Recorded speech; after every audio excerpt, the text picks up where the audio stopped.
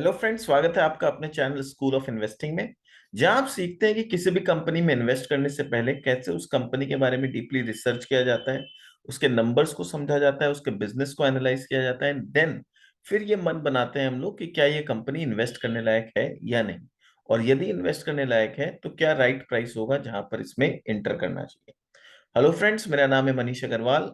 और आज जिस कंपनी के बारे में हम डिस्कस करेंगे उसके ऊपर हम लोगों ने पहले भी एक डीप डाइव कंप्लीट एनालिसिस कर रखा है। कंपनी का नाम है सुप्रिया लाइफ साइंस। अभी जो सेकंड क्वार्टर में उसका रिजल्ट आया है और उसके बाद शेयर प्राइस में भी थोड़ा बहुत करेक्शन देखने मिला है। हम लोग उसके पूरे रिजल्ट को डायग्नोस करेंगे, समझेंगे कि क्या कारण है कि रिजल्ट इतना खराब आया और शेयर प्राइस जो गिरा है उसके पीछे क्या कारण है, और क्या कंपनी में कुछ पॉजिटिव डेवलपमेंट हो रहे हैं कि हमें यहाँ पर, अगर हम लोग ऑलरेडी इन्वेस्टेड हैं तो हमें यहाँ बने रहना चाहिए। और यदि हम अभी तक इसमें इन्वेस्टेड नहीं है तो क्या ये इन्वेस्टिंग करने का एक मौका है कि जहां पर हमें शेयर बहुत सस्ते प्राइस पे अवेलेबल हो।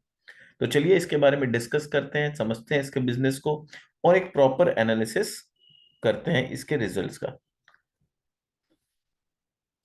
तो आप देख सकते हैं कि कंपनी का जो अभी जो करंट रेट चल रहा है स्टॉक प्राइस का, अभी 253 पे ट्रेड कर रहा है। करंट मार्केट कैप अगर कंपनी का बोलूं तो 2000 करोड़ के आसपास का मार्केट कैप। ऊपर 602 रुपया 52 वीक हाई गया था, तो आप इमेजिन कर सकते हैं कि 602 रुपए से गिर के अगर कोई कंपनी 250 पे आ गई है तो एक बहुत बड़ा करेक्शन इस कंपनी में ऑलरेडी हो चुका है। और ऑलमोस्ट अपने 52 वीक लो के आसपास ये ट्रेड कर रहा है। बट लास्ट डे आप देखिए, पिछले दिन यानी शुक्रवार को इंटरेस्टिंगली 5% का बढ़ोतरी हुआ इसके शेयर प्राइस में।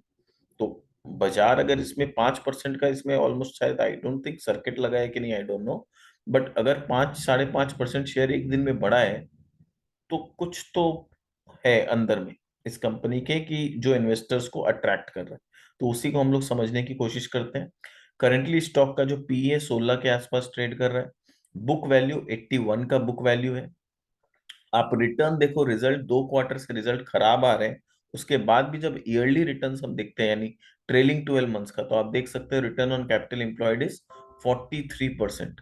तो 43% का रिटर्न ऑन कैपिटल एम्प्लॉयड कमा के देने वाली कंपनी 16 के पी पे मिल रही है। इस कुड बी एन अपॉर्चुनिटी। मैं नहीं बोल रहा हूँ ये अपॉर्चुनिटी है, मैं बोल रहा हूँ ये अपॉर्चुनिटी हो सकता है, प्रोवाइडेड इसके बिजनेस मॉडल में किसी तरह का कोई खराबी नहीं आया।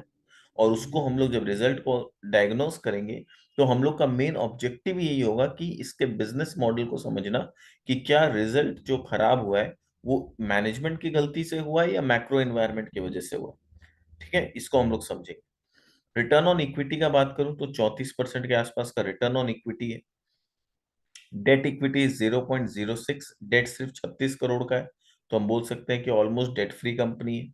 मार्केट कैप टू सेल्स का बात करें तो ऑलमोस्ट 4 टाइम्स है। Price to book is 3.12। तो मार्केट कैप टू सेल्स के पर्सपेक्टिव से देखें तो थोड़ा सा वैल्यूएशन हाई दिखता है। बट इस तरह की कंपनी जो कि एपीआईज बनाती है, जो कि फॉर्मुलेशंस में है, मतलब इस तरह की कंपनी जो रिसर्च बेस्ड कंपनी है ना, उसमें market cap to sales is not a very important parameter to look for. Market cap to sales mainly mainly किस में देखा जाता है, जहां पर रिटेल आप स्टोर्स का बात कर लें या फिर रिटेल प्रोडक्ट्स का, एफएमसीजी प्रोडक्ट्स का बात कर लें, वहां पर मार्केट कैप टू सेल्स एक पैरामीटर बनता है। पर जहां पर इस तरह का रिसर्च बेस्ड कंपनी और ग्रोथ प्रोस्पेक्टिव बहुत अच्छा हो फ्यूचर में, तो वहाँ मार्केट कैप टू सेल्स उतना नहीं देखा जाता। पेग रेशियो अगर देखें तो 1 से कम है, दिस इज वेरी इंटरेस्टिंग। तो यहाँ पर वैल्यूएशन सस्ता है ग्रोथ के परस्पेक्टिव से। प्रमोटर का होल्डिंग देखें तो 68%, यानी प्रमोटर के पास अच्छा खासा होल्डिंग है। ईवी बाई ईबिटा देखें तो 10 टाइम्स है, तो बहुत ज्यादा ओवर वैल्यूड भी नहीं है। चार्ट को देखें तो चार्ट में हम लोग पाएंगे कि रिसेंटली ऊपर गया था 5 अप्रैल को। उसके बाद ये रेगुलरली डाउन ट्रेंड में ही ये कंपनी चले जा रही है। इसका लिस्टिंग रिसेंटली हुआ था, जब ये लिस्ट हुआ था तो वो अराउंड 390 रुपए पे लिस्ट हुआ था, फिर एकदम से बढ़ के 570 तक चला गया था और अभी गिरते गिरते दोबारा से 250 के आसपास ये ट्रेड कर रहा है। तो एक बियरिश जोन में है। अगर टेक्निकल भाषा में मैं बात करूं तो कंपनी फिलहाल एक बियरिश जोन में। इंपॉर्टेंट चीज ये होगा कि क्या ये अपने 50 और 200 डीएमए को क्रॉस करता है कि नहीं। अगर 295 के आसपास चला जाता है स्टॉक, यानी 50 डीएमए को क्रॉस करेगा, वहां पहला पॉजिटिव सिग्नल बनेगा। अगर 500 200 डीएमए को क्रॉस कर देता है, 350 के ऊपर, 51 के ऊपर ट्रेड करने लगता है, तो वहां पर और दूसरा पॉजिटिव सिग्नल बनेगा और वो बियरिश से बुलिश फेज में कंपनी चली जाएगी। ये टेक्निकल है, but from the fundamental perspective हम लोग वेट नहीं कर सकते। अगर कंपनी में बहुत कुछ अच्छा चल रहा है तो वी कैन नॉट वेट कि इसका शेयर प्राइस कब 350 के ऊपर जाएगा, देन हम लोग इन्वेस्ट करेंगे।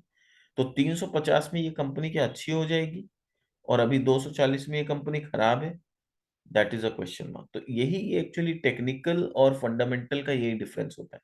टेक्निकल में आप टेक्निकल सिग्नल्स का वेट करते हैं, तो जो टेक्निकल सिग्नल का वेट करेगा वो वेट करेगा कि 350 को क्रॉस करने दो, तब मैं इसमें बेट करूंगा।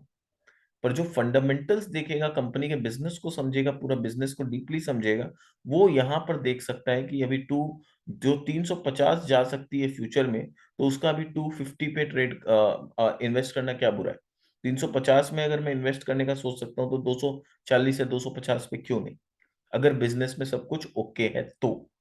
मेरे तरफ से ये कोई रिकमेंडेशन नहीं है, प्लीज इसको गलत सिग्नल मत लीजिएगा मेरे तरफ से। मैं सिर्फ समझा रहा हूँ कि इन्वेस्टर कैसे सोचते हैं, एक टेक्निकल ट्रेडर जो होता है वो कैसे सोचता है, और एक जो लॉन्ग टर्म इन्वेस्टर होता है वो कैसे सोचता है, दोनों के सोच में क्या डिफरेंस है। मैं ये नहीं बोल रहा हूँ कौन सही है कौन गलत है, दोनों का अपना अपना स्ट्रैटेजी है और मार्केट में दोनों ही सही है, कोई गलत नहीं है मार्केट में। स्ट्रैटेजी अलग है, काम करने का तरीका अलग है, और वो वही डिफरेंस मैं आपको बस समझाने की कोशिश कर रहा हूँ। कंपनी के कॉन्स में देखिए कुछ भी नहीं है, कंपनी ने अपना डेट रिड्यूस किया, आज के डेट में ऑलमोस्ट डेट फ्री है। गुड क्वार्टर प्रॉफिट उम्मीद करते हैं, अभी तो नहीं आया, मे बी नेक्स्ट क्वार्टर में आ जाए। रिटर्न ऑन कैपिटल एम्प्लॉयड भी कंपनी का अच्छा है। अगर प्राइस टू अर्निंग्स रेशियो के हिसाब से बात करें, ये 16 के पी पे मिल रहा है, जबकि सारे कॉम्पिटिटर का अगर आप बात करिए तो 22, 23, 25, कोई 35, कोई 40 के पी पे अवेलेबल है। इंडस्ट्री पी भी देखें तो 27.5 के आसपास इंडस्ट्री पी है, तो वहां से भी नीचे ट्रेड कर रहा है। तो वैल्यूएशन वाइज वो वहां पर काफी सस्ता है। तो वैल्यूएशन आपको यहाँ पर सस्ता दिख रहा है, उसके अगेंस्ट में आप रिटर्न देखो, रिटर्न ऑन कैपिटल एम्प्लॉयड और रिटर्न ऑन इक्विटी अगर देखेंगे तो पूरे अपने पीयर ग्रुप में सबसे ज्यादा रिटर्न कमा के दे रहा है, और पूरे पीयर ग्रुप में सबसे सस्ते वैल्यूएशंस पे अवेलेबल। अगेन ये बहुत इंटरेस्टिंग लगता है मुझे जब हम पीयर को कंपैरिजन करते हैं कि रिटर्न सबसे ज्यादा कमा के देने वाली कंपनी सबसे सस्ते वैल्यूएशन पे कैसे ट्रेड कर सकती है। ठीक है, ईवी बाई ईबिटा आप देख लिए, 10 का ईवी बाई ईबिटा है, वो भी पीयर ग्रुप में सबसे सस्ता वैल्यूएशन पे अवेलेबल। तो रिटर्न सबसे ज्यादा बना के दे रही है, पर वैल्यूएशन सबसे सस्ता है। हाँ, लास्ट एक क्वार्टर में रिजल्ट खराब आया है, इस वजह से भी स्टॉक में डंपिंग हुआ है, सेलिंग हुआ है। बट अगेन देखते हैं कि क्या कारण है वो रिजल्ट खराब होने का, और आगे कंपनी कुछ अच्छा कर भी रही है या नहीं कर रही है। क्वार्टरली रिजल्ट आप देख सकते हो, सेल्स बढ़ा है। आप देखिए अगर जून का कंपैरिजन करें तो 101 करोड़ से बिक्री बढ़ के 112 करोड़ हुआ है, पर पिछले साल से कंपेयर करें तो काफी डाउन है। ऑपरेटिंग प्रॉफिट मार्जिन जो पिछले साल 53% का था, वो एकदम से गिर के 25% हो गया, यानी आधा हो गया। मार्जिन तो एकदम आधा हो गया। अब समझते हैं मार्जिन आधा होने के पीछे कारण क्या है। तो आप उस समय देखिए, पिछले साल जो मटेरियल कॉस्ट था it was just 30% of the sales, आज के रेट में material cost is almost 42% of the sales. Point number one. Point number two, employ cost पिछले साल 6% ऑफ द सेल्स था, जो आज ऑलमोस्ट 12% ऑफ द सेल्स हो गया। तो आप देख सकते हैं मार्जिन क्यों गिर रहा है। मटेरियल कॉस्ट जो है वो ऑलमोस्ट डबल हो गया, डबल तो नहीं, 1.6 टाइम्स ऑलमोस्ट हो गया, और एम्प्लॉय कॉस्ट ऑलमोस्ट डबल हो चुका है। अब क्वेश्चन है कि एम्प्लॉय कॉस्ट इतना कैसे बढ़ गया। तो एम्प्लॉय कॉस्ट बढ़ने के पीछे कारण ये है कि इन ये लोग काफी एक्सपेंशंस कर रहे हैं, कुछ नए लेबोरेटरीज ला रहे हैं, कुछ नया प्रोडक्शन हाउसेस लेके आए। प्रोडक्शन हाउसेस तो नहीं बोलूंगा, इनके लैब्स के केस में मतलब एक तरह से प्रोडक्शन फैसिलिटी लेके आ रहे हैं, रिसर्च लैब्स लेके आ रहे हैं, उसके लिए साइंटिस्ट हायर हो रहे हैं, एम्प्लॉयज हायर हो रहे हैं। तो जो साइंटिस्ट हायर हो रहे हैं, एम्प्लॉयज हायर हो रहे हैं, उनका खर्चा पहले से बन गया है।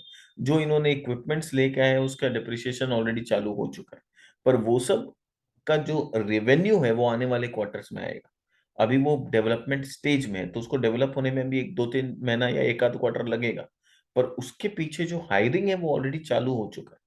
तो ये एज अ बिजनेसमैन हम लोग को ये समझना होगा कि आप जब भी कोई नया सेटअप करते हैं तो सेटअप को पूरा होने में 6-7 महीना लगता है। वो 6-7 महीना में ऑलरेडी आपका हायरिंग हो चुका है, आपका सैलरी का पेमेंट ऑलरेडी जा रहा है, पर उससे रेवेन्यू अभी तक कुछ नहीं आ रहा है। तो इस वजह से क्या होता है, आपका सैलरी, इंप्लॉय बेनिफिट का खर्चा ऑलरेडी बढ़ चुका है, बट रेवेन्यू अभी तक उससे आना चालू नहीं हुआ। और यही कारण है कि employ benefit expense as a percentage of sales हम लोग को ज्यादा देखने मिल रहा है। तो ये हम लोग को समझना पड़ेगा। ऑपरेटिंग प्रॉफिट जो 75 करोड़ का था मार्च में, पिछले साल तो 78 करोड़ का था, वो एकदम से गिर के 29 करोड़। तो मैं बोल सकता हूँ कंप्लीटली इनका प्रॉफिट डिस्ट्रॉय हो चुका है आज के डेट में। अगर हम शॉर्ट टर्म मेजर देखें, आज के डेट में देखें, इनका प्रॉफिट टोटली डिस्ट्रॉय हो चुका है। और यही कारण है कि इनका स्टॉक प्राइस भी आज के डेट में ऑलमोस्ट डिस्ट्रॉय हो चुका है। 600 से गिर के अगर कोई कंपनी 250 पे आ जाए तो उसको डिस्ट्रॉय होना ही बोलते हैं। तो प्रॉफिट जैसे जैसे डिस्ट्रॉय हो रहा है, इनका शेयर प्राइस भी डिस्ट्रॉय हो रहा है। ईपीएस आप देखो, 8 रुपए का ईपीएस से एकदम 2 रुपए का ईपीएस आ गया, 1/4 हो गया। तो अगर 8 से 2 हो गया, 1/4 हो गया, तो शेयर का प्राइस तो अभी 1/4 नहीं हुआ है। 600 का शेयर अभी 250 ही है, 150 अगर हो जाए ना तब 1/4 बोलते हैं। तो आपका प्रॉफिट अगर 1/4 हो गया है, तो क्यों ना आपका शेयर प्राइस को भी 1/4 कर दिया जाए, तो 150 रुपया बन सकता है शेयर का प्राइस, है ना। बट ऐसा होता नहीं है मार्केट में। मार्केट में कुछ इंटेलिजेंट इन्वेस्टर भी होते हैं जो कंपनी के फंडामेंटल्स को, कंपनी के फंडामेंटल्स को एक्चुअली नजर में रखते हैं, और वो देखते हैं कि कंपनी में जो डेवलपमेंट है वो पॉजिटिव है कि नहीं। तो इतना भी ज्यादा मार्केट नहीं गिरा के रखता है, 250 रुपए के आसपास अभी भी है। और पिछला दिन तो 5% का तेजी भी आया। तो देखते हैं, मैनेजमेंट का कमेंट्री पढ़ेंगे, एनालाइज करेंगे, तब समझ में आएगा कि आखिर ये जो तेजी आया है वो क्यों आया। बैलेंस शीट एक बार देख लेते हैं। इनका डेट 27 करोड़ से बढ़ के थोड़ा सा बढ़ा है, 36 करोड़ का डेट हुआ है। रिजर्व्स में 636 करोड़ रुपए है इनके पास। इन्वेंट्री का मैं बात करूं तो 92 करोड़ से बढ़ के 106 करोड़ का इन्वेंट्री है। ट्रेड रिसीवेबल घटा है, 115 से घट के 81 करोड़ का ट्रेड रिसीवेबल हो गया है। कैश इनके बुक्स में 228 करोड़ से घट के 190 करोड़ हो गया। तो जो भी हो, आज के डेट में completely company debt free. 36 crore का डेट के अगेंस्ट में अगर 190 करोड़ रुपया पॉकेट में है, तो इसको डेट फ्री बोला जाएगा। ठीक है, अब हम लोग आगे बढ़ते हैं और देखते हैं कि बिजनेस वाइज इनका जो चेंजेस आया है, या मैनेजमेंट का क्या कहना है कि क्यों रिजल्ट यहाँ पर ऐसा हुआ है। बट इससे पहले हम लोग आगे डिस्कशन को बढ़ाएं। अगर आप नए आए हैं हमारे चैनल में तो इसे सब्सक्राइब जरूर कर लीजिए, ताकि आने वाले और भी ऐसे ही वीडियोस जहाँ पर हम कंपनी के रिजल्ट्स को बहुत डीपली एनालाइज करते हैं, पूरे चीजों को समझते हैं, खाली नंबर्स को नहीं देख लेते हैं कि नंबर खराब आया कि अच्छा आया। हम नंबर जो खराब आया उसके पीछे का कारण भी ढूंढने का कोशिश करते हैं, और आगे फ्यूचर में क्या अच्छा हो सकता है या बुरा हो सकता है उसको भी एनालाइज करते हैं। तो अगर आपको इस तरह के कंटेंट पसंद है जहां पर आपको डीप नॉलेज मिलता हो, तो आप हमारे वीडियो को जरूर सब्सक्राइब कर लीजिए। नोटिफिकेशन बेल बटन दबाना मत भूलिएगा, साथ में ऑल भी प्रेस कर दीजिए, ताकि आने वाला जो भी वीडियोस है उसका नोटिफिकेशन आपको इमीडिएटली मिल जाए, और कोई भी इंपॉर्टेंट इन्फॉर्मेशन आप मिस ना करें। क्योंकि मार्केट इतना वोलाटाइल है अभी कि कोई भी इंपॉर्टेंट इन्फॉर्मेशन अगर आपसे मिस हो जाता है तो आपको नुकसान हो सकता है। और जरूर अपने ग्रुप्स में अपने दोस्तों के साथ शेयर करें, जो लोग स्टॉक मार्केट में सीरियसली इन्वेस्ट करना चाहते हैं, प्रॉपरली इन्वेस्ट करके एक वेल्थ क्रिएट करना चाहते हैं, और इस तरह का नॉलेजेबल कंटेंट देखना पसंद करते हैं। ऐसे ग्रुप्स में जरूर शेयर करिए अपने दोस्तों के साथ। उसमें हमारा भी वीडियो इम्प्रूव होता है, हमारे लोगों को नॉलेज भी मिलता है, और आपका भी ये क्रेडिबिलिटी अपने दोस्तों में बढ़ता है कि आप अच्छे कंटेंट्स देखते हैं और अच्छे कंटेंट शेयर करते हैं। तो it is win win for all. हमारा चैनल ग्रो होगा, आपके दोस्तों को कुछ जानने मिलेगा, और आपका भी उनके नजर में रेस्पेक्ट बढ़ेगा। तो it is win win for all. तो उम्मीद करता हूँ अपने दोस्तों के साथ, अपने ग्रुप्स में, अपने फैमिलीज में जरूर शेयर करेंगे, जो लोग इस तरह का नॉलेजेबल कंटेंट देखना पसंद करते हैं। चलिए अब डिस्कशन को आगे बढ़ाते हैं और समझते हैं कि रिजल्ट के पीछे का कारण क्या था और मैनेजमेंट ने क्या कहा। मैनेजमेंट का कहना है, the first half of the financial year has been difficult for most sectors. उसके पीछे का कारण, freight cost high, power and fuel cost very high, कोयला का दाम आसमान छू रहा है, नेचुरल गैस का दाम रशिया यूक्रेन के वार के बाद आसमान छू रहा है। तीसरा, कमोडिटी प्राइसेस बढ़ा हुआ है। चाइना में लॉकडाउन की वजह से जो raw material, specially pharma companies लोग आज भी जो बेसिक मटेरियल होता है उसके लिए चाइना पे डिपेंडेंट है। हम कितना ही बोल लें कि हम लोग चाइना पे डिपेंडेंस कम कर रहे हैं, कम कर रहे हैं, बट आज के दिन में भी उतना कम नहीं किया। हाँ, एपीआई हम लोग खुद बनाने लगे हैं, फॉर्मुलेशंस हम लोग खुद बनाने लगे हैं, बट एपीआई बनाने के लिए जो बेसिक मटेरियल होता है, की की मटेरियल्स होता है, वो आज भी, जैसे सॉल्वेंट हो गया फॉर एग्जांपल, वो आज भी चाइना से ही आता है। तो हम लोग चाइना पे बहुत डिपेंडेंट है। तो चाइना में जो लॉकडाउन हुआ उसके वजह से काफी दिक्कतें हुई सप्लाई चेन में।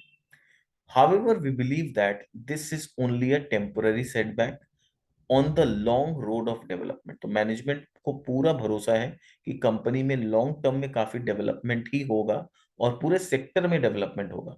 ये जो एक आध क्वार्टर अभी बीता है और हो सकता है आने वाला एक आध क्वार्टर और, ये चैलेंजिंग है और ये मैनेजमेंट एडमिट कर। In Q2 FY23 we faced challenges in China market. तो चाइना मार्केट में क्यों चैलेंजेस आया? Due to lockdown in the major cities. This has impacted our performance in the last fiscal. तो last quarter में इनका जो performance खराब हुआ है, क्योंकि चाइना के मेजर मार्केट्स में जो है वो लॉकडाउन हुआ है और चाइना पे ये लोग सोर्सिंग के लिए डिपेंडेंट है। क्यों, कैसे डिपेंडेंट है? जहां तक मुझे पता है इनका अभी भी 25 से 26% ऑफ द रॉ मटेरियल जो है वो चाइना से सोर्स होता है। Our operating revenue in Q2 was 112 crore as against 150 crore with EBITDA margin of 25% and PAT margin of 15%. For half year, our operating revenue was 213 crore against 227 crore last year. EBITDA margin 28% and profit margin is 20%. We are confident that in the upcoming quarters, we will be able to gain on the lost opportunity. तो management को इस बात का confidence है कि आने वाले quarter में, अभी जो क्वार्टर में सेल्स डिप हुआ है उसको ये लोग कवर अप कर लेंगे। बट ऐसा नहीं है कि नेक्स्ट क्वार्टर में ही कवर अप हो जाएगा, ऐसा कोई कंपल्सन नहीं है, क्योंकि चाइना का जो लॉकडाउन का जो सिचुएशन है वो अभी भी कितना सुधरा है या नहीं सुधरा है, we are not very sure. क्योंकि चाइना से किसी भी तरह का मीडिया रिपोर्ट्स ऑथेंटिक आए उस पर हम लोग को कोई भरोसा नहीं है। तो थोड़ा सा हम लोग को समझना पड़ेगा, देखना पड़ेगा कि चाइना का अभी क्या सिचुएशन चल रहा है। क्योंकि चाइना में अगर कुछ इम्प्रूवमेंट हो रहा है, चाइना में लॉकडाउन खुल रहे हैं, वहां से सप्लाई इजीली आ रहा है, तब तो ऐसी कंपनीज के लिए अच्छा है। पर अभी भी अगर लॉकडाउन है और दिक्कतें हैं तो थोड़ा सा दिक्कत है। The important focus area where we are experiencing excellent progress includes backward integration. तो ये बोल रहे हैं कंपनी में कुछ एक्सेलेंट प्रोग्रेस हो रहा है, बैकवर्ड इंटीग्रेशन में कंपनी काफी अच्छा काम कर रही है। Increasing capacity for future prospects and capitalising on CMO and CDMO potential. तो ये लोग फ्यूचर प्रोस्पेक्ट्स पे काफी तेजी से काम कर रहे हैं, अपना सीडीएमओ और सीएमओ के पोटेंशियल को कैपिटलाइज कर रहे हैं। अब जो लोग फर्स्ट टाइम ये वीडियो देख रहे हैं उनको थोड़ा सा कंफ्यूजन लग रहा होगा, व्हाट इज सीडीएमओ, इनका क्या बिजनेस है। तो मैं कोशिश करूंगा जिस्ट में थोड़ा सा आपको बता दूं। बट अगर आप पूरा डीप नॉलेज लेना चाहते हैं और बिजनेस को एकदम अच्छा से समझना चाहते हैं कि इस कंपनी का क्या बिजनेस है, तो हम लोगों ने इस पे जो डीप डाइव एनालिसिस का वीडियो बनाया था, मैं डिस्क्रिप्शन बॉक्स में भी लिंक दे दूंगा, आई बटन में भी कोशिश करूंगा लगा दूंगा, और जो चैनल के एंड में जो आता है वहां पर भी दे दूंगा। तो आप उसको जरूर देखिएगा, तब क्या होगा, आपको बिजनेस के बारे में नॉलेज हो जाएगा। उसके बाद आपको रिजल्ट, जब हम ये जो एनालाइज कर रहे हैं हम लोग, उसको समझना ज्यादा इजी होगा कि actually what we are talking about. इस वीडियो में पॉसिबल नहीं है कि मैं दोबारा से पूरा बिजनेस के बारे में आपको बताऊं, it was a long video. तो आप वो वीडियो को जरूर देखिएगा, तब आपको एकदम क्लियरिटी आ जाएगा।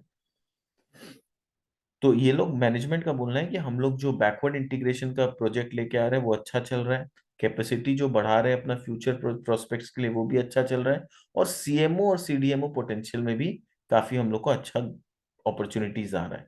Work is progressing well for building new warehouse capacity and research and development facility.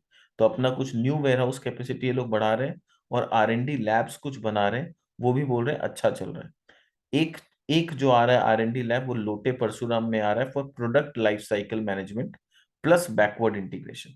तो आपको दिमाग में थोड़ा बहुत चीज अगर रखना है तो ये रख सकते हैं, इनका लोटे परशुराम में एक एक्सपेंशन आ रहा है, वहां पर ये लोग प्रोडक्ट लाइफ साइकिल मैनेजमेंट का प्रोडक्ट्स बनाएंगे और बैकवर्ड इंटीग्रेशन करेंगे। और दूसरा जो अंबरनाथ में फैसिलिटी आ रहा है वो पायलट प्लांट बन रहा है फॉर न्यू मॉलिक्यूल्स, जो कि इनको सीएमओ और सीडीएमओ में अपॉर्चुनिटी दिखा रहा है। अब ये पायलट प्लांट क्या होता है इसको समझिए। जब भी सीडीएमओ या सीएमओ बिजनेस क्या होता है, जहां पर आप किसी बड़े इनोवेटर कंपनी का फॉर्मूला लेते हैं, उनके साथ कॉन्ट्रैक्ट होता है कि आप फॉर्मूला मुझे दीजिए, मैं आपको बना के दूंगा। आपको जो भी मॉलिक्यूल बनाना है या आपको जो भी फॉर्मुलेशन बनाना है या एपीआई बनाना है, मैं आपको बना के दूंगा।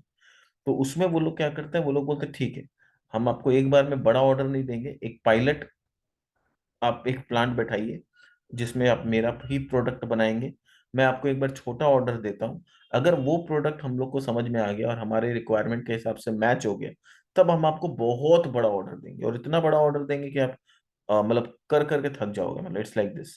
तो वही वो बोल रहे हैं, एक पायलट प्लांट हम लोगों ने बनाया है अभी कुछ न्यू मॉलिक्यूल के लिए, जो इनको सीएमओ और सीडीएमओ अपॉर्चुनिटी दे रहे हैं। यानी बोलने का मतलब है, कस्टमर से हम लोग को बोला गया है कि आप एक छोटा अमाउंट बना के दिखाइए हम लोग को, फिर हम लोग आगे बात करते हैं। So these projects at Lote and Ambernath are expected to be operational in Q1 24। तो Q1 FY 24 में ये ऑपरेशनल हो जाएगा, तो ये कंपनी के लिए एक बहुत बड़ा पॉजिटिव साइन होगा। तो हम लोग उम्मीद कर सकते हैं कि Q1 में कुछ बड़े ऑर्डर्स इनके पास आए, अगर ये प्रोडक्ट सक्सेसफुल हो जाता है। We continue to make investment that will help us build a strong foundation for the long term profitable growth, help us to gain market। तो ये बोल रहे हैं हम लोग रेगुलरली इस तरह का इन्वेस्टमेंट करते रहेंगे आगे भी, जो कि हम लोग का मार्केट शेयर को बढ़ाए और कंपनी को ज्यादा प्रॉफिटेबल बना दे। तो उम्मीद करता हूँ कि आपको क्लियर हो गया कि मैनेजमेंट का क्या बोलना है। नंबर्स थोड़ा सा हम लोग ऑलरेडी ऑलरेडी देख चुके हैं कुछ। ये देख सकते हैं मार्केट वाइज कि एशिया में जो हुआ है ना, इनका मार्केट आधा हो गया। तो इनका जो रिजल्ट खराब होने का रीजन है और टॉप लाइन डिक्रीज, वो एशिया की वजह से। एशिया में 58% ऑफ द रेवेन्यू जो एशिया से आता था, वो गिर के एकदम 29 हो गया।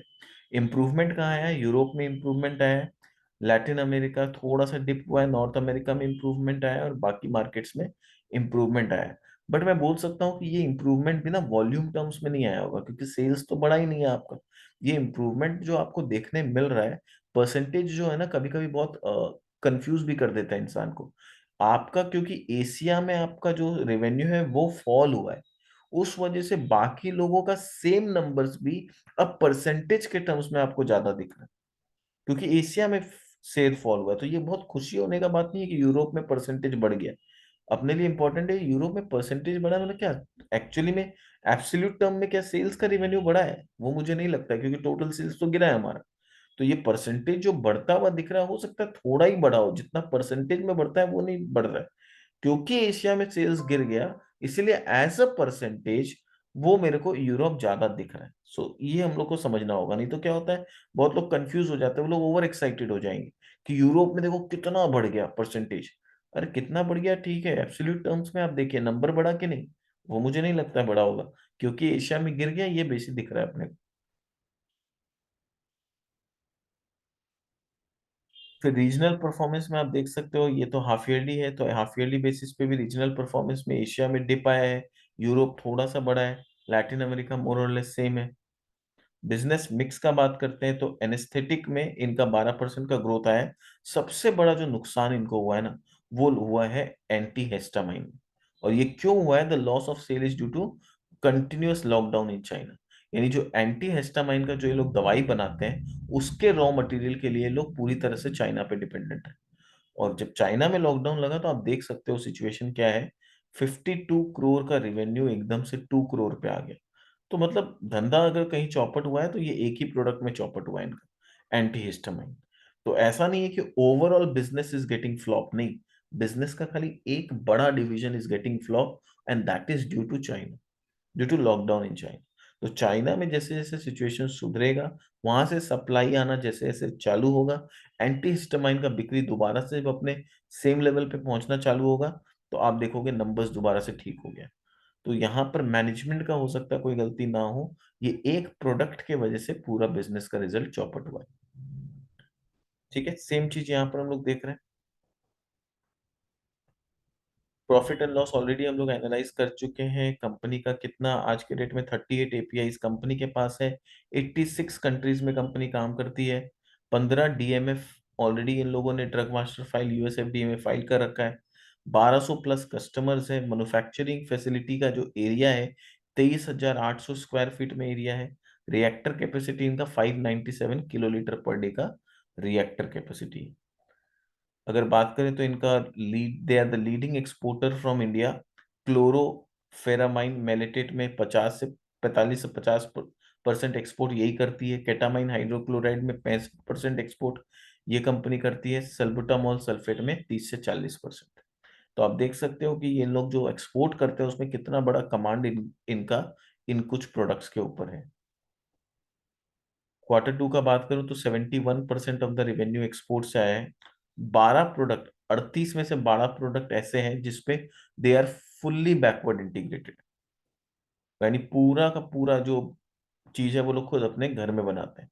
तो अब यहाँ पर मेरे को थोड़ा सा क्वेश्चन मार्क है कि एक तरफ आप बोल रहे हो कि एंटी हिस्टामाइन में हम लोग बैकवर्ड इंटीग्रेटेड, तो फिर एंटी हिस्टामाइन में चाइना का क्लोजर की वजह से आपका इतना सेल्स क्यों ड्रॉप हो गया? This is my question from the management, कि you are contradicting in your own words, कि आप एक तरफ बोल रहे हो कि एंटी हिस्टामाइन में वी आर बैकवर्ड इंटीग्रेटेड, तो फिर एंटी हिस्टामाइन में आपका इतना जो ड्रॉप आया है और उसका रीजन आप दे रहे हो चाइना। तो बैकवर्ड इंटीग्रेशन मतलब हो सकता है कि जो सॉल्वेंट है या बेसिक रॉ मटेरियल है वो तो ये लोग इंपोर्ट करते हैं, उसके बाद का जो प्रोसेस है, उसके बाद जो इंटरमीडिएट्स बनाना है, एपीआई बनाना है, एपीआई से जो फॉर्मुलेशन बनाना है, वो पूरा ये लोग करते हैं। तो ये जो बैकवर्ड इंटीग्रेशन का जो डेफिनेशन है उसमें की बेसिक मटेरियल इनके पास नहीं है। की बेसिक मटेरियल के बाद का प्रोसेस, इंटरमीडिएट्स, एपीआई, फॉर्मुलेशंस, ये लोग करते हैं। तो that that could be a reason. ठीक है। तो बोल रहे हैं in the process of further backwarding 3 more products, तो 12 प्रोडक्ट ऑलरेडी बैकवर्ड इंटीग्रेटेड है, 38 में से 3 प्रोडक्ट पे ऑलरेडी काम चल रहा है जिसको ये लोग फुल्ली बैकवर्ड इंटीग्रेटेड बनाना चाहते हैं। फिर आप देख सकते हो अभी तक इनका A B C D block आया है। तो डी ब्लॉक अभी रिसेंटली चालू हुआ था, इसलिए FY22 में वो सिर्फ 47% यूटिलाइज हुआ था। बट अब Q2 आते आते they have already reached 72% capacity utilisation. तो ऑप्टिमम कैपेसिटी यूटिलाइजेशन जो होना चाहिए 71-72%, वो ऑलरेडी ब्लॉक डी में ये लोग पहुंच चुके हैं। अब ये लोग क्या करेंगे, ब्लॉक ई पे ये लोग काम कर रहे हैं, वहां पर भी कुछ एक्सपेंशन प्रोजेक्ट्स आ रहे हैं। तो आई थिंक आपको अभी तक पूरा क्लियर हो गया होगा कि कंपनी का रिजल्ट क्यों खराब आया, क्या कारण था इस रिजल्ट खराब होने के पीछे, और मैनेजमेंट का क्या बोलना है कि आगे चल के क्या डेवलपमेंट के चांसेस है।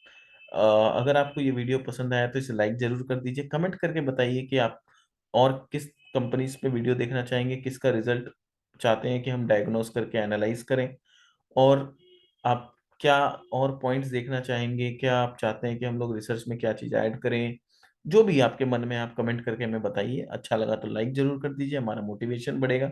और क्या है ना, यूट्यूब का एल्गो भी कुछ ऐसा ही है कि आप लाइक कमेंट सब्सक्राइब जब करते हैं तो हमारे वीडियोस को वो प्रमोट करेगा। अगर आप चाहते हैं कि हमारा ऐसा नॉलेजेबल कंटेंट और भी लोगों के पास पहुंचे, और भी लोग सीखें यूट्यूब के माध्यम से, हमारे वीडियोस के माध्यम से, और भी लोग स्टॉक मार्केट में प्रॉपरली इन्वेस्ट करना सीखे, तो शेयर जरूर करिए, लाइक करिए, सब्सक्राइब करिए। मिलते हैं हमारे नेक्स्ट वीडियो में, तब तक के लिए बाय बाय।